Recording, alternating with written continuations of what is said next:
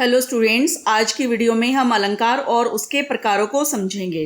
अलंकार का अर्थ होता है सजाना या आभूषण। काव्य को सजाने और उसे अट्रैक्टिव बनाने के लिए अलंकारों का प्रयोग किया जाता है। यानी कि अलंकार काव्य की शोभा बढ़ाने वाले तत्वों को अलंकार कहते हैं। अलंकार का महत्व। अलंकारों का प्रयोग साहित्यिक रचनाओं में भावों को व्यक्त करने का एक इंटरेस्टिंग माध्यम है। इससे भाषा में सुंदरता और रोचकता बढ़ जाती है। अलंकार 3 प्रकार के होते हैं। सबसे पहला अलंकार है शब्द अलंकार, दूसरा अर्थालंकार और तीसरा उभय अलंकार। और इस तरह से इनके भी अलग अलग भेद हैं। जैसे शब्द अलंकार के 3 भेद हैं, अनुप्रास अलंकार, यमक अलंकार और श्लेष अलंकार। इसी तरह से अर्थालंकार के भी 5 भेद हैं, उपमा अलंकार, रूपक अलंकार, उत्प्रेक्षा अलंकार, अतिशयोक्ति अलंकार और मानवीयकरण। उभय अलंकार के भी 2 भेद हैं, संसृष्टि अलंकार और संकर अलंकार। शब्द अलंकार, जहाँ वर्णों की पुनरावृत्ति या समान शब्दों का एक से अधिक बार प्रयोग करने पर भाषा में सुंदरता आए, उसे शब्द अलंकार कहते हैं। जैसे कनक कनकते सो गुणी मादकता अधिकाए। यहाँ कनक के स्थान पर उसका पर्यायवाची गेहूं या धतूरा रख देने पर काव्य सौंदर्य समाप्त हो जाता है। अनुप्रास अलंकार। अनुप्रास अलंकार वह अलंकार होता है जहाँ एक ही वर्ण की बार बार आवृत्ति हो। जैसे तरनी तनुजा तट तमाल तरुवर बहुछाए। यहाँ पर तय वर्ण की आवृत्ति बार बार हो रही है, इसलिए यहाँ पर अनुप्रास अलंकार है। इसी तरह से और उदाहरण भी हैं, जैसे रघुपति राघव राजा राम पतित पावन सीताराम। इस पंक्ति में र वर्ण की आवृत्ति बार बार हो रही है और चारों चंद्र की चंचल किरणें खेल रही हैं जलथल में। यहाँ पर च वर्ण की आवृत्ति बार बार हो रही है, इसलिए उन उदाहरणों में अनुप्रास अलंकार है। यमक अलंकार, जब काव्य में कोई शब्द एक से अधिक बार आए और उनके अर्थ अलग अलग हो तो उसे यमक अलंकार कहते हैं। यानी कि यमक अलंकार में एक ही शब्द अधिक बार प्रयोग होता है, लेकिन उसका अर्थ हर बार अलग होता है। जैसे 3 बेर खाती थी वे 3 बेर खाती है। उपयुक्त पंक्ति में बेर शब्द 2 बार आया, परंतु इनके अर्थ हैं, यानी कि पहले बेर का मतलब है कि समय और दूसरे बेर का मतलब है एक प्रकार का फल। इस तरह से यहाँ पर यमक अलंकार है। और अलग से उदाहरण है, कनक कनक ते सो गुणी मादकता अधिकाए या खाए बोराए नर व पाए बोराए। यहाँ कनक शब्द के अर्थ हैं सोना और धतूरा।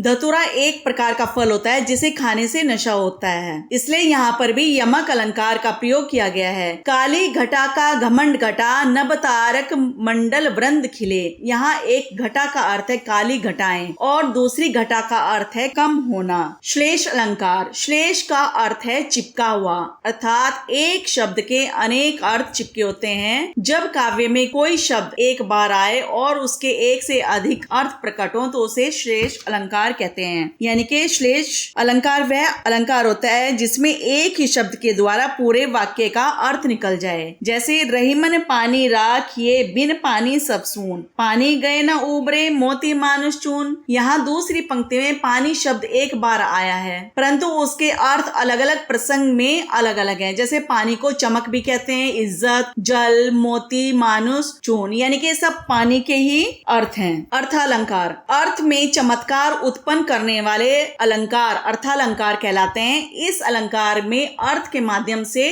काव्य के सौंदर्य में वृद्धि की जाती है। यानी कि अर्थालंकार वे अलंकार होते हैं जहां पर किसी वाक्य का सौंदर्य उसके शब्दों से नहीं बल्कि अर्थ से निकले। अर्थालंकार के भी 5 प्रकार होते हैं, उपमा अलंकार, रूपक अलंकार, उत्प्रेक्षा अलंकार, अतिशयोक्ति अलंकार और मानवीकरण अलंकार। उपमा अलंकार, जब काव्य में किसी वस्तु या व्यक्ति की तुलना किसी अत्यंत प्रसिद्ध वस्तु या व्यक्ति से की जाती है तो उसे उपमा अलंकार कहते हैं। यानी कि वह उपमा अलंकार होता है जहां पर 2 वस्तुओं में अंतर होते हुए भी आकृति और गुण में समानता दिखाई देती हो। जैसे पीपर पास सरिस मन डोला, यहाँ मन के डोलने की तुलना पीपल के पत्ते से की गई है, अतः यहाँ पर उपमा अलंकार है। उपमा अलंकार में सा, सम, सरिस, समान आदि वाचक शब्दों का प्रयोग किया जाता है। अन्य उदाहरण इस तरह से है, मुख मयंक सम मंजू मनोहर। इसमें जो मुख है वो उपमेय है, मयंक उपमान है हैं और मंजू, मनोहर, साधारण, धर्म और समवाचक शब्द है। रूपक अलंकार, जब रूप गुण की अत्यधिक समानता के कारण उपमेय पर उपमान का भेद रहित आरोप होता है तो उसे रूपक अलंकार कहते हैं। रूपक अलंकार में उपमेय और उपमान में भिन्नता नहीं रह जाती, अर्थात जहाँ उपमेय में उपमान का आरोप हो, यानी कि जहाँ दोनों में कोई असमानता ना हो, एक समान दिखे, वहाँ पर रूपक अलंकार होता है। जैसे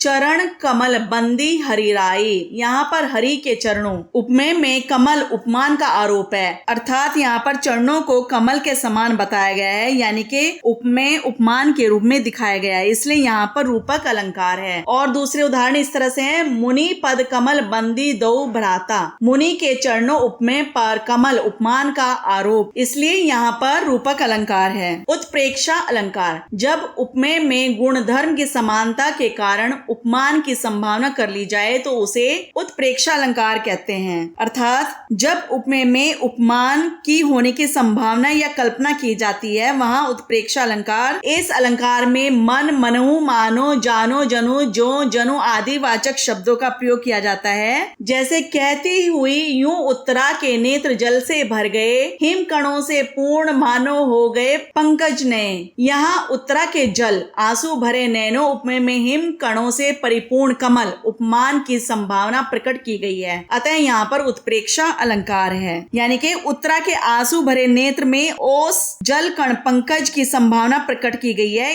इस वाक्य में मानववाचक शब्द का प्रयोग किया गया है, इसलिए यहाँ पर उत्प्रेक्षा अलंकार है। अतिशयोक्ति अलंकार, जब किसी व्यक्ति, वस्तु आदि को गुण, रूप, सौंदर्य आदि का वर्णन इतना बढ़ा चढ़ाकर किया जाए कि जिस पर विश्वास करना कठिन हो, वहाँ अतिशयोक्ति अलंकार होता है। यानी कि जब किसी की तारीफ करते समय बात को इतना बढ़ा चढ़ाकर कहा जाए जो पॉसिबल ही ना हो और बात की अति हो जाए तो वहाँ पर अतिशयोक्ति अलंकार होता है। जैसे एक दिन राम पतंग उड़ाई, देवलोक में पहुंची जाए। यहाँ राम ने पतंग उड़ाई, इसका वर्णन तो ठीक है, लेकिन पतंग उड़ते उड़ते स्वर्ग में पहुंच गई, यह बात जो है बहुत बढ़ा चढ़ा कर कही है, जिस पर विश्वास करना बहुत कठिन है, यानी कि मुश्किल है, इसलिए यहाँ पर अतिशयोक्ति अलंकार है। मानवीय कर्ण अलंकार, जब जड़ पदार्थों और प्रकृति के अंग, नदी, पर्वत, पेड़, लताएं, झरने, हवा, पत्थर, पक्षी आदि पर मानवीय क्रियाओं का आरोप लग जाता है, अर्थात मनुष्य जैसा कार्य व्यवहार करता हुआ दिखाया जाता है, वहाँ मानवीकरण अलंकार होता है। यानी कि मानवीकरण अलंकार वह होता है जिसमें वस्तुओं को मानव जैसा व्यवहार करते हुए दिखाया जाता है। जैसे हर्षाया ताल लाया पानी परात भर के, यहाँ मेहमान के आने पर तालाब द्वारा, यानी कि ताल अर्थात तालाब द्वारा हर्षाया यानी कि खुश होकर पानी लाने के कार्य को दिखाया गया है, इसलिए यहाँ पर मानवीकरण अलंकार है। उभय अलंकार, जो शब्द अलंकार और अर्थालंकार के योग से बनता है, मतलब कि एक ऐसा अलंकार जो शब्द अलंकार और अर्थालंकार से जुड़ने से या योग से बनता हो,